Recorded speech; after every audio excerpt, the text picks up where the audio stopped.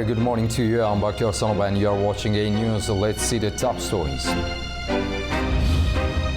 I don't want to have a wasted meeting, says Donald Trump after his plan to hold a summit with Russia's Putin are put on hold.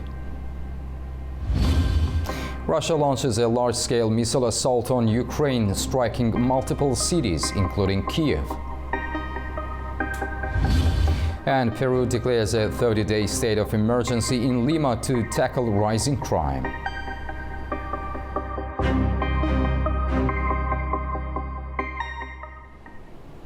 Good morning. The planned second summit between U.S. President Donald Trump and Russian leader Vladimir Putin has been postponed indefinitely. The White House says there is little prospect for a peace deal between Russia and Ukraine at this stage. The cancellation of the Budapest meeting highlights the growing diplomatic deadlock as the war continues. Our Ubi Shbander has more. What was intended to be a second summit between President Trump and Russian leader Vladimir Putin is now postponed for the foreseeable future. The meeting was to take place in Budapest, Hungary, but officials say that the White House believes that the prospects for a deal between Russia and Ukraine to end the war remain slim. And there remains a major gap between Russian and Ukrainian demands, with Russia believing that they can still manage a breakthrough on the battlefield. President Trump recently met with Ukrainian President Volodymyr Zelensky earlier in the week, where he told him that he wants Russia and Ukraine to stop the war at the current front lines. Behind closed doors, the meeting in the White House was described by those in the know as being tense. The Kremlin is insisting that Ukraine withdraw from strategic fortified positions in the eastern Donbass region. And a phone call between Secretary of State Marco Rubio and Russian Foreign Minister Sergei Lavrov also took place earlier in the week, but yielded no agreement in a meeting or towards a summit between Putin and Trump. Mark Rutte, the head of the NATO military alliance, will be meeting Trump this week to discuss European support for Ukraine and joint efforts to end the war. Trump told reporters on Tuesday that he does not want to have a, quote, wasted meeting with Putin in Budapest, given the current impasse.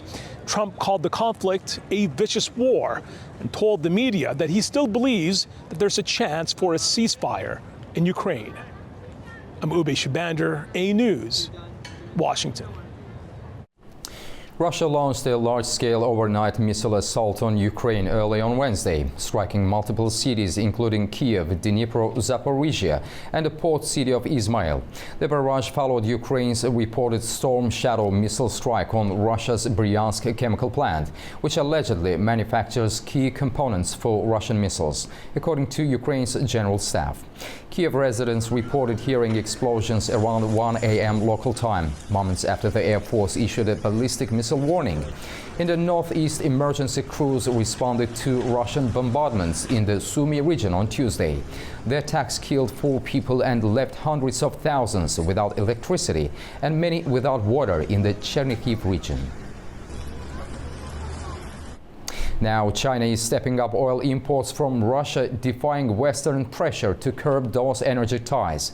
New data shows trade between the two countries remains strong, underscoring the limits of sanctions as Asian demand keeps providing Moscow with a vital financial lifeline. China's crude oil imports from Russia rose 4.3% in September from August to 8.29 million tons, accounting for 17.5% of China's total crude imports, according to customs data. The rise comes despite ongoing U.S. pressure on countries to curb Russian energy purchases, showing the limits of Western sanctions in reshaping global oil flows. Since 2022, Russia-Ukraine war, the U.S. and its allies have imposed sanctions and a G7-led price cap to cut Moscow's oil revenue while avoiding global supply shocks. Western markets have largely abandoned Russian crude, but Asian buyers, especially China and India, have stepped in, drawn by steep discounts and secure supply routes. For China, Russian oil offers cost savings and logistical convenience with shorter shipping distances from Russia's Far East ports. Washington has been urging major importers to limit purchases or comply with the price cap, arguing that reducing Russian energy income is key to weakening its military efforts. The US has also sanctioned shipping and trading firms accused of breaching the cap. However, enforcement remains difficult as Russia increasingly relies on non-Western shipping networks. Despite sanctions, steady demand from Asia provides Moscow with an important financial lifeline, revealing the enduring challenges of isolating Russia's energy sector. Hanumuthu, A News, Beijing. Israel has received two bodies that Hamas says are two more deceased hostages who had been held in Gaza. The Israeli military said two coffins were handed over to troops in the Palestinian territory by the Red Cross, which had earlier received them from Hamas. The coffins will be formally identified in Tel Aviv. Confirmation of their identities would mean that Hamas has transferred 15 out of 28 deceased Israeli hostages under the first phase of a U.S. brokered ceasefire deal earlier this month. All 20 living hostages were released shortly after the agreement was reached. Meanwhile, the peace plan is durable and will last, U.S. Vice President J.D. Vance said during his visit to Israel, where American troops have been deployed to monitor the Gaza ceasefire. He repeated President Donald Trump's claims that if Hamas doesn't cooperate, it will be obliterated. Saying the international security force hasn't yet been set up, Vance added that the priorities now are ensuring that both the Palestinians living in Gaza and the Israelis are able to live in some measure of security and that Gaza is rebuilt. He called for patience when it comes to the return of the deceased hostages, saying some of them are under thousands of pounds of rubble. This peace deal was struck under the president's leadership literally a week ago. The hostages were returned, 6 days ago, 5 days ago? So we're in the phase now where we're actually starting to conceptualize what that international security force would look like. I think it's important for Americans to know a couple of things. Number one, there are not going to be American boots on the ground in Gaza. The President of the United States has made that very clear. All of our military leadership has made that very clear. What we can do is provide some useful coordination. How do you take, the Gulf Arab states, plus Israel, plus, plus the Turks, plus the Indonesians? How do you actually get those folks to work together in a way that actually produces long-term peace? The only real mediators are the United States of America. Peru's interim president José Gerri has declared a 30-day state of emergency in the capital Lima and the neighboring province of Callao to combat surging crime. The measure authorizes the deployment of the armed forces alongside police to maintain public order. Addressing the nation, Peru's president pledged to restore peace, tranquility and trust. The decision follows nationwide protests last week that left one person dead and more than 100 injured. Gerri, who took office earlier this month after the ouster of the former president Dina Boluarte, has made tackling crime his administration's top priority. North Korea fired several short-range ballistic missiles early, just a week before world leaders are set to gather in South Korea for the Asia-Pacific Economic Cooperation Summit. South Korea's Joint Chiefs of Staff reported that the missiles were launched from an area near Pyongyang in a northeasterly direction. It marks Pyongyang's first ballistic missile test since May.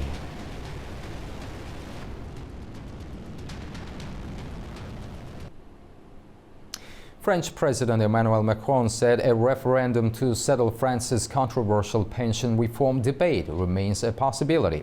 Speaking in Ljubljana, Macron said he supported his Prime Minister Sébastien Lecornu's decision to pause plans to raise the minimum retirement age, but reiterated his belief that the move will eventually be necessary.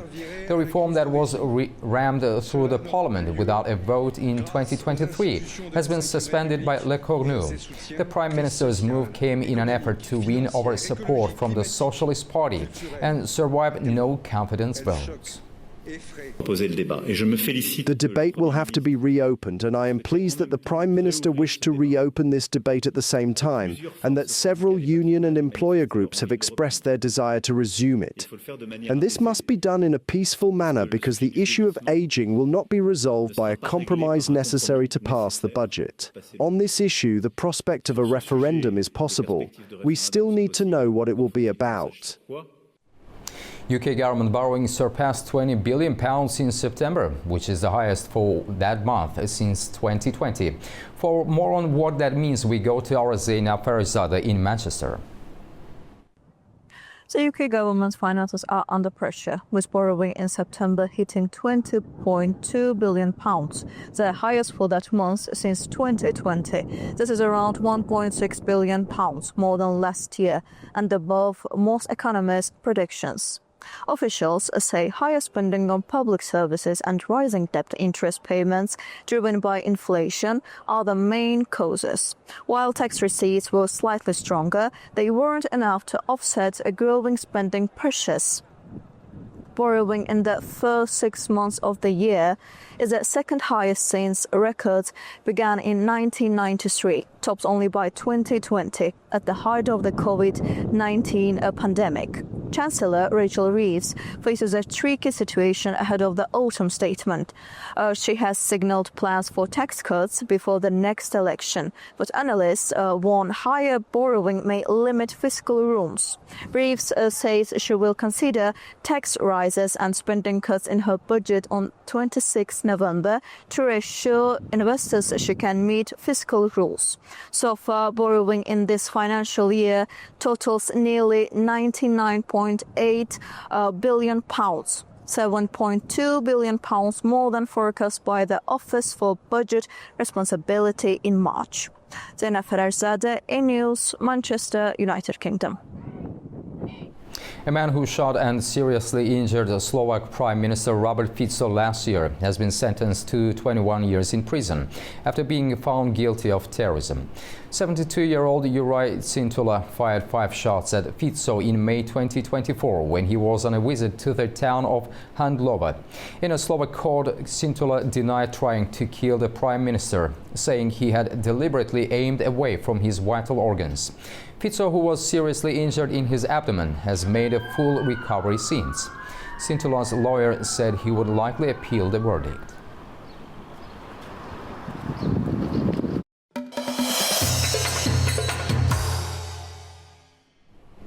President Recep Tayyip Erdogan is on a 3-day Gulf tour aiming to strengthen Turkey's ties with key regional partners.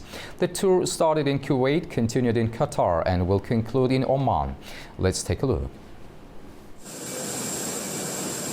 President Recep Tayyip Erdogan arrived in Doha for an official visit at the invitation of Emir Sheikh Tamim bin Hamad Al Thani. In Doha, President Erdogan was welcomed with a formal ceremony at Hamad International Airport by Qatar's Deputy Prime Minister and Defence Minister Sheikh Saud bin Abdulrahman Al Thani, along with other senior officials and Turkey's Ambassador Mustafa Göksu. This marks the second stop on his 3-day Gulf tour, which began in Kuwait and will conclude in Oman. Earlier in Kuwait, 4 key agreements were signed, which were aimed at enhancing cooperation in energy, maritime transport, investment incentives, and mutual recognition of seafarers' certificates. Looking ahead, President Erdogan is scheduled to visit Oman to further deepen strategic, economic, and cultural ties between Turkey and Arab states. This Gulf tour reflects Turkey's ongoing efforts to bolster political, economic and strategic partnerships across the region. The presidents of Azerbaijan and Kazakhstan have met in Astana, signing a series of new cooperation agreements. Talks in Astana focused on expanding energy, transport and digital cooperation as the countries mark 20 years of strategic partnership. In Astana, President of Azerbaijan Ilham Aliyev and President of Kazakhstan Kassym-Jomart Tokayev have been holding talks to strengthen their countries' allied partnership. The visit coincides with the 20th anniversary of the Treaty on Strategic Partnership and Allied Relations between Baku and Astana.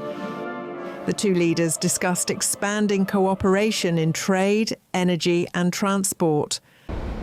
A key highlight was the presentation of the Middle Corridor Development Project, the Trans-Caspian route connecting China, Central Asia and Europe. Officials said freight shipments from China to Azerbaijan are expected to triple by 2030, underscoring the project's growing importance. At the second meeting of the Azerbaijan-Kazakhstan Supreme Interstate Council, the presidents reaffirmed their commitment to political, economic and cultural cooperation.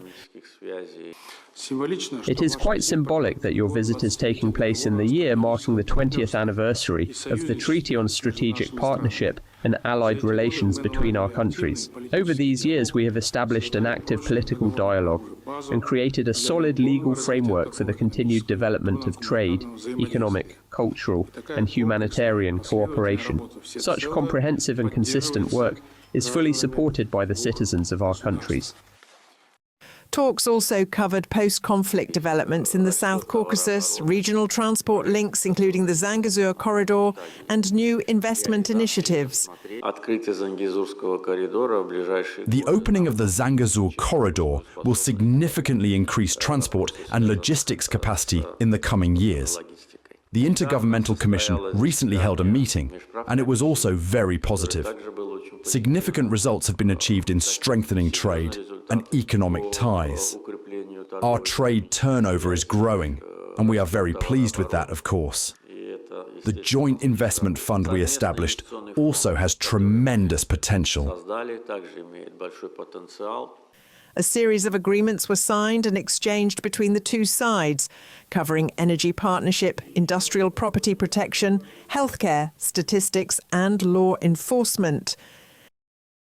Memorandums were also signed on artificial intelligence, digital services and the creation of a joint investment mechanism involving SOCAR, Azerbaijan Investment Holding and Kazakhstan's Samruk Kazyna. The two leaders adopted a joint statement marking 2 decades of strategic partnership and outlining further steps to deepen bilateral cooperation. Now, during the diplomatic events, Orkan Amashov spoke on Kazakhstan's approach to artificial intelligence with Danyar Meirbekov from the country's Ministry of Digital Development, Innovation and Aerospace Industry. Let's have a listen. Many nation states, European countries, are talking about digital sovereignty. They say you should be sovereign in all meanings of this word, also in the digital sense. To what extent the increase in the utilization of AI technologies serve that purpose? Yes, I totally agree that the digital sovereignty is substantial, especially in the era of AI, because when we use, let's say, large language models that are such as ChatGPT or any other, so obviously these any prompts that you input is already public. Any information you input there is already public. So in my opinion, throughout time, that's going to be also the part of the ethical aspect of using AI. That is why, in our opinion, that having your at least the solution would be to develop at certain level some large language models that can be used locally and that can be stored locally in order to implement certain type of tasks that to kind of maintain the data privacy. Yeah, so in my opinion, that is a really important aspect to consider when using AI and implementing it in the spheres of our industries, economy, etc. Thank you. I'm so grateful to you for your detailed answers. So grateful. Thank you very much indeed. Thank you so much. Thank you. Azerbaijan has lifted the restrictions on the transit of goods to Armenia through its territory, in a move Azerbaijan's President Ilham Aliyev described as marking a new era of peace between the two countries during his visit to Astana. The first shipment of Kazakh wheat bound for Armenia will soon travel through Azerbaijan and Georgia. Armenian Prime Minister Nikol Pashinyan's office welcomed the move, describing it as an important step toward reopening regional transport links and strengthening mutual trust. Armenia and Turkey will soon hold an interagency meeting to discuss the restoration and reopening of the Gümrük-Kars Railway, according to Armenia's special representative for normalization with Turkey, Ruben Rubinyan. In September, Rubinyan met with his Turkish counterpart Serdar Kılıç in Yerevan to discuss bilateral issues. After the talks, officials said both sides agreed to start technical studies on restoring the railway and the electricity interconnector. Istanbul is hosting one of the most significant international gatherings focused on protecting our planet's green lungs. The Istanbul Forest Innovation Week is bringing together scientists, forestry experts and industry leaders from across the globe to discuss the future of forests in the face of climate change. Throughout the 5-day event, participants from 75 countries, 30 international organizations and over 400 experts are engaging in discussions on advanced firefighting technologies, forest fire management and raising awareness about climate-related risks. As rising global temperatures and prolonged droughts increase the frequency and intensity of wildfires, experts at the Istanbul Forum emphasize the urgent need for innovation and international cooperation. Uzbekistan and Saudi Arabia have expanded their joint project portfolio to $30 billion by signing new investment agreements. The partnership includes the construction of a residential quarter and an international airport in New Tashkent. Our Sevil Rajapova has the details. Uzbekistan and Saudi Arabia signed 10 new agreements worth $4 billion, bringing the total portfolio of joint projects to $30 billion. The initiatives cover energy, transport, infrastructure, IT and healthcare, with a focus on attracting direct foreign investment rather than sovereign financing. Among the major projects is the construction of the Erviyat residential quarter in New Tashkent, developed jointly with Saudi companies Al Majdiya and First Avenue. President Shavkat Mirziyoyev called the project a symbolic bridge uniting the two nations. Another flagship initiative is the new international airport in New Tashkent, a $2.6 billion public-private partnership. The consortium includes Saudi Arabia's Vision Invest with a 45% share, Japan's Sojitz Corporation, South Korea's Incheon Airport Corporation, and Uzbekistan Airports. The airport will handle up to 20 million passengers and 128,000 tons of cargo annually. In line with this expansion, Uzbekistan plans to increase its aircraft fleet from 105 to 180 within 5 years. The purchases include 14 Boeing 787 and 9 Dreamliners, with an option for 8 more, as well as new Airbus aircraft and leased planes. In total, 75 new aircraft are expected to join the national fleet. Uzbekistan says this project will help turn Uzbekistan into a regional aviation hub, strengthening links between East and West. It is Sevil Rajapova reporting from Tashkent, Uzbekistan, A News. It was an electric night in the UEFA Champions League. Europe's top clubs delivered thrilling actions, spectacular goals and plenty of surprises on match day 3. Let's take a look. What a night in the UEFA Champions League. Match day 3 delivered goals, drama and standout performances across Europe. Barcelona dominated at Camp Nou, crushing Olympiacos 6-1. Fermin Lopez scored a hat-trick and Marcus Rashford added 2 as Xavi's side ran riot. Olympiacos, reduced to 10 men, had no answer to Barcelona's relentless attack. Paris Saint-Germain produced a stunning attacking display to hammer Bayer Leverkusen 7-2. Arsenal were equally commanding, beating Atletico de Madrid 4-0 at the Emirates. Victor Gyökeres scored twice, with Martin Ødegaard and Bukayo Saka also finding the net in one of the Gunners' most dominant European performances this season. Elsewhere, in Kazakhstan, FC Kairat Almaty drew 0-0 with Paphos, representing Central Asia in the Champions League group stage.